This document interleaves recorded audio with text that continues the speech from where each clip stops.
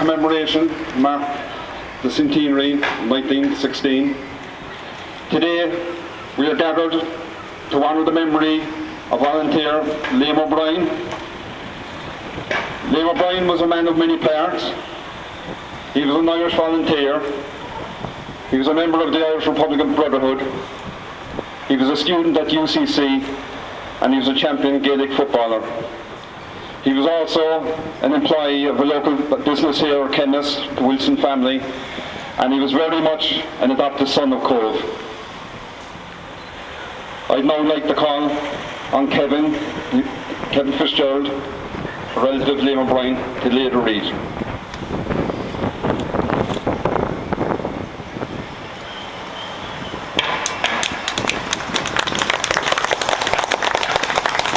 And I'd ask you to stand for a minute's silence.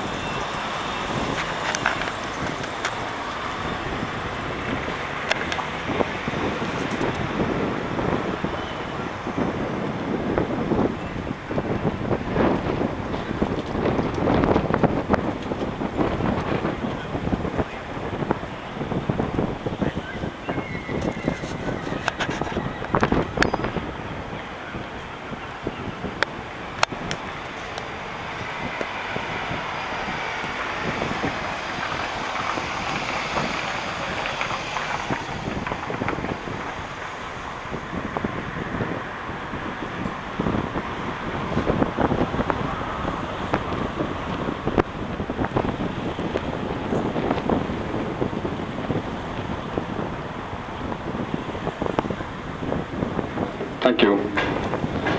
Of course, I forgot there at the outset to welcome all of you, those who have travelled from Limerick and the families, also the Bob Ryan, the GA County Board, Conor Elgin of the Cork Heritage Department, and everyone else who travelled, and including our local friends and comrades from Cobh also.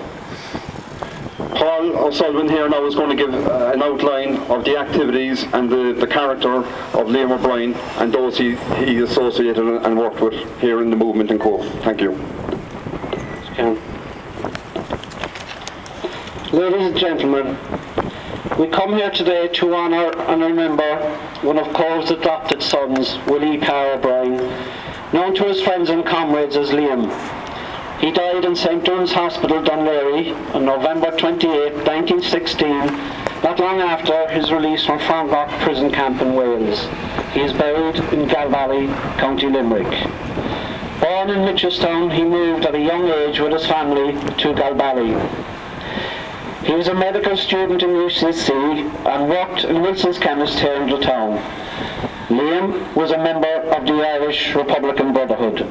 His older brother Ned was heavily involved in the volunteer movement in Galbally. Liam's younger brother JJ was vice commandant of the 6th Battalion East Limerick Brigade.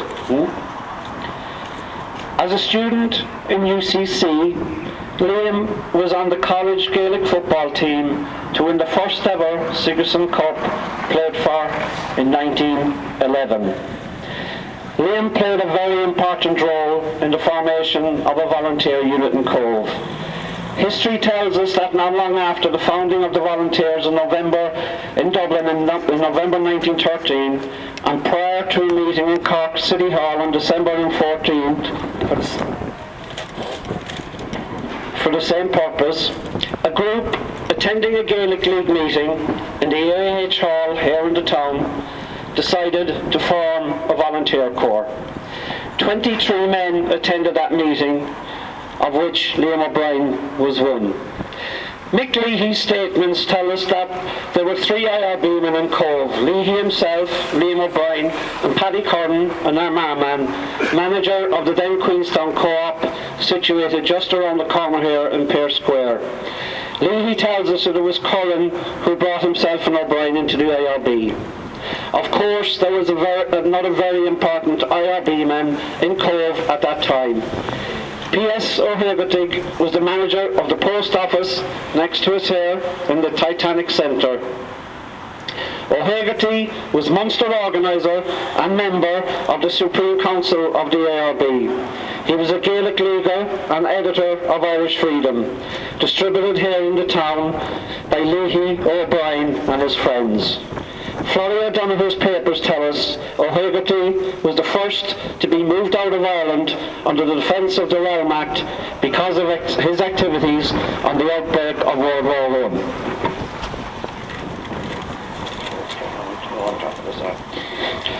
We could surmise that Hagerty must also have played a major role in the shaping of the volunteer movement here in the town. The events of 1916, the mobilisation and march of the Cork Volunteers to join their comrades in Cork City are well documented. Shortly after the return of the company to Cobh, Mick Leahy, Seamus Fitzgerald and Willie Pa were arrested, taken to the RIC barracks just up the hill in Westview and interrogated as to the whereabouts of their weapons. Of course, no information was forthcoming, with the three interned eventually in Frongoch prison camp. Given the strategic military importance of Cobh Harbour to the British, it may not seem surprising the haste at which they moved against the Cobh organisation. There is, of course, another reason. Following Easter weekend in Cork City, a standoff ensued between the volunteers and the British. A deal was brokered with the then Lord Mayor and Catholic Bishop, with the arms to be held in safekeeping in Cork City Hall and the volunteers to go safely home. The following day, the British reneged. The guns were confiscated. The Cobh Company, under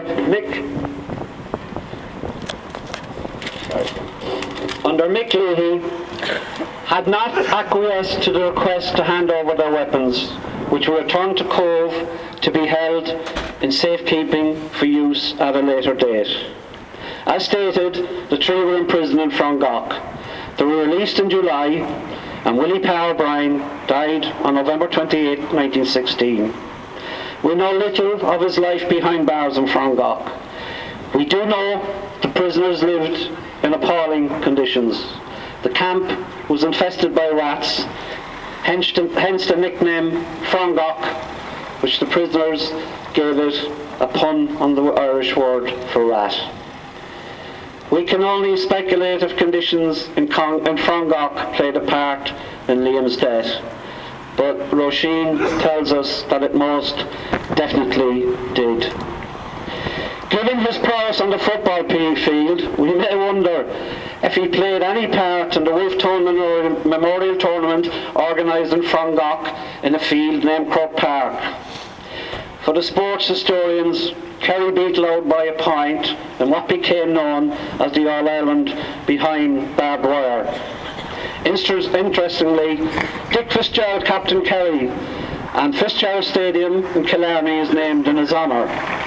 Tom Burke captained Louth, and in 1928, Tom Burke refereed the first All-Ireland to be played for the new Sam Maguire Cup.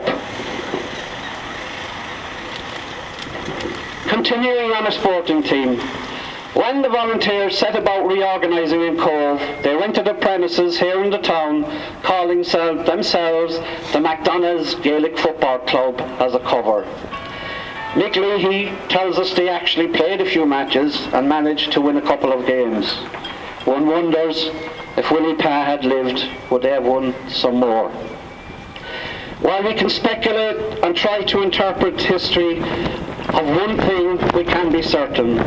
Willie Pa and his comrades were brave and fearless men who unselfishly laid their lives on the line in the fight for Irish freedom. Today, perhaps, we should also remember others who died premature deaths during this period of our history. Joe Reid was a young Fenian member of 17 years. He was killed when his gun went off accidentally as he prepared for the funeral of Seamus Courtney, a young Fianna officer who died from health complications following his release from Cork Jail, where he was on hunger strike in 1917. Joe Reid lived just up the street behind us here. young Seamus Courtney is buried across the harbour in Monkstown. James Ahern and James Glavin were brutally killed in the massacre at Clonmalt. Lifelong friends, Paddy O'Sullivan and Maurice Moore were spared death in Clonmalt when they were arrested, only to be executed by the British in Cork Jail, now UCC, where they are buried. On occasions like today, it would be remiss of us not to remember all the men and women of the Volunteers, Irish Republican Brotherhood, Irish Citizen Army and Cumann na mBan, who sacrificed so much for the freedom of our country. But today is about one man, Willie Pa O'Brien. His deeds and his short life will not be forgotten, and we here in Cobh are honoured and privileged of his connection to the town. The esteem in which Willie Pa was held by his friends and comrades can be measured by events subsequent to his death. In the 1918 elections, Sinn Féin won a landslide victory. Shortly after, on July the 2nd, 1920, the local council voted unanimously to change the name of the town back to Cobh from Queenstown, a name imposed by the British in 1849. In that same year of 1920, the local Sinn Féin Cumann was named the Liam O'Brien Cumann in his honour. Bavalla Mara, our son Ninter on Galbally, our son Ninter on Cobh, August Cadine, our son Ninter na hÉireann. Willie Pa O'Brien, today we remember you. Today we honour you and we salute you. Colla Sáva vocal, tá sé féarna rá go nach gacimid bhór le héad a ríis. Go na míle mahagad.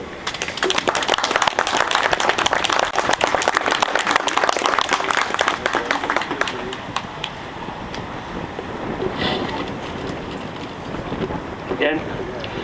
Bavalla Mara, our son Ninter on Galbally, our son Ninter on Cobh, August Cadine, our son Ninter na hÉireann.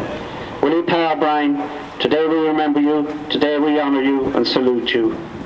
Colla Sáva vocal, tá sé féarna rá go nach gacimid bhór le héad a ríis. Go na míle mahagad.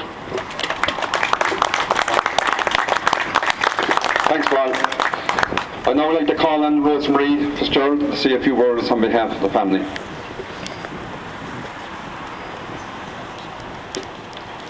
Thank you. Just want to mention that John Joe O'Brien, who would have been a brother to Liam, or Willie Pa as we called him, his son, he's the only living relative of that generation, is launching a book on his father, John Joe O'Brien, a brother to Liam, on the 21st of January 1917. Stan would have loved to have been here today, but he's recovering from an operation and will hopefully be out and about on the 21st to launch his book on his father, John Joe. There was John Joe and Ned and Willie Pa.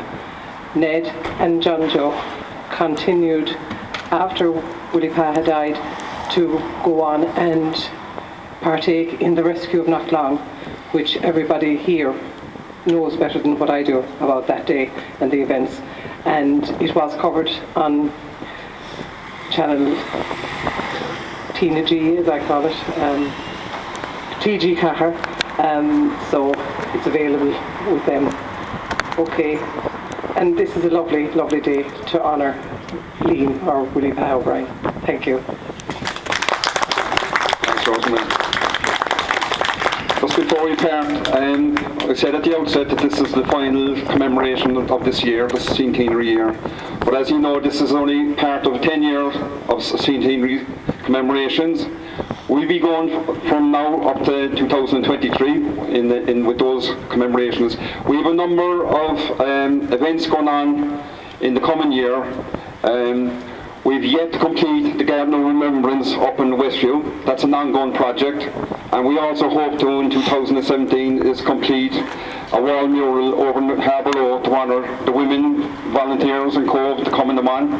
And we will need all the support and finance and assistance we can get with that. So we'll be keeping in touch with you and hope that you keep in touch with us also. And thank you again for coming out today to honour Liam O'Brien. Gonna be Moffrod.